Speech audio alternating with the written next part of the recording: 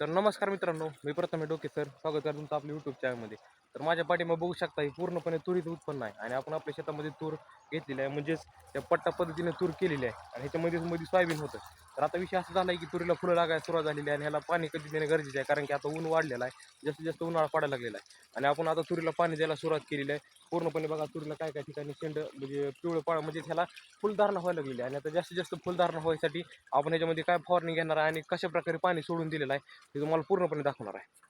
तर बघू शकता मित्रांनो, ही आपली तूर आहे आणि अशी पूर्णपणे 1 एकराचा प्लॉट आहे, हा तुरीचा आहे, म्हणजे 1 एकरच्या वरी असेल आणि ह्याच्यामध्ये आपण बघू शकता ऊसाला जसं साईपण सोडलं जातं त्याच प्रकारे आपण पाणी सोडलेलं आहे. त्या ठिकाणी बघा एकदम 6 वाटे चालू केलेलं आणि पाणी पूर्णपणे दोन्ही साईडनं भिजत म्हणजे आपल्या थोडक्या भाषेत मसरत चाललेलं आहे आणि बघू शकताय.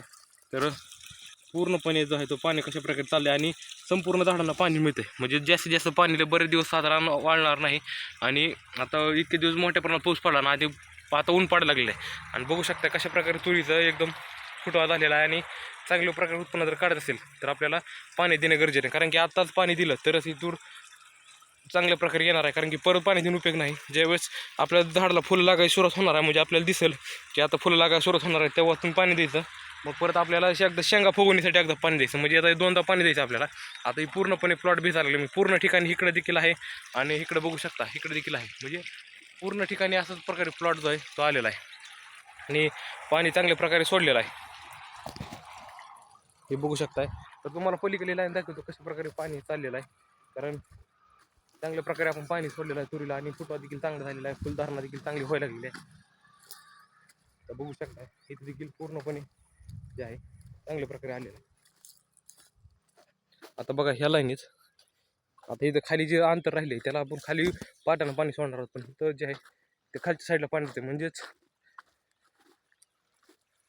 हे बघू शकताय इथं देखील पाणी चाललेलं आहे, म्हणजेच पाणी चांगलं दोन्ही साईडने भिजतंय, इकडून बी भिजल इकडून भिजतंय. त्यानंतर इकडे देखील बघू शकताय या ठिकाणी पाणी चाललेलं आहे, परत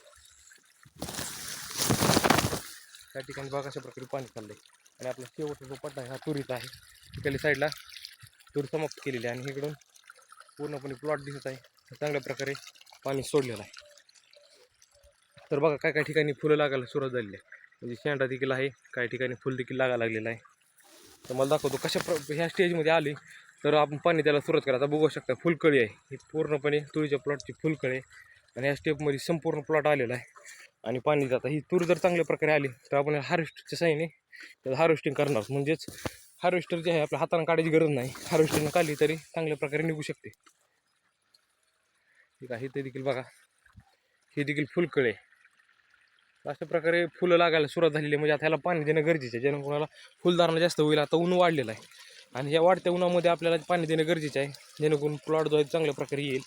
तर पाणी बघा आपण एकदम उत्तम प्रकारे सोडलेलं आहे, हे देखील बघू शकताय पूर्ण तोट्या चालू आहे फुल प्रेशरनं आणि तिकडे देखील पूर्ण पाईपलाईन टाकलेली आहे आणि ह्या टीवरनं आपण पाण्याचा पॉईंट केलेला आहे आणि पलीकडे देखील दोलेलं आहे, कारण की आता इकडलं जर पूर्ण भिजलं म्हणजे खालीपर्यंत गेलं तर आपण बंद करणार. आता बघा इथपर्यंत दिसत आहे, इथपर्यंत लाईन आहे, पाणी इथपर्यंत गेलेलं आहे, इकडं बी गेलेलं आहे, जागोजागी टी आहेत, म्हणजे पूर्ण ठिकाणी 20-20 फुटाच्या अंतरावर टी आलेलं आहेत आपण आणि ह्याच्यामधून पाणीच दिलेलं आहे.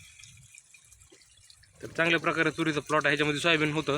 तर आपल्याला एका पिशवीला 22 कट्ट सोयाबीन झालेलं मित्रांनो, ह्या लाईनीमध्ये, म्हणजे एक पिशवी पेरली होती आम्ही सोयाबीनची आणि तुरीच्या पट्ट्यामध्ये 22 कट्ट सोयाबीन झालेलं आहे. आणि ही तुम्ही जर म्हणसाल तुरीचं असं कसं झालं आहे की वरी खालीच्या काही नाही पाला नाही वरी कसं काय, तर मित्रांनो ह्याच्यामध्ये सोयाबीन होतं, त्याच्यामुळे ह्याला वाढायला वेळ मिळाला नाही, त्याच्यामुळे अशा प्रकारे झालेला आहे.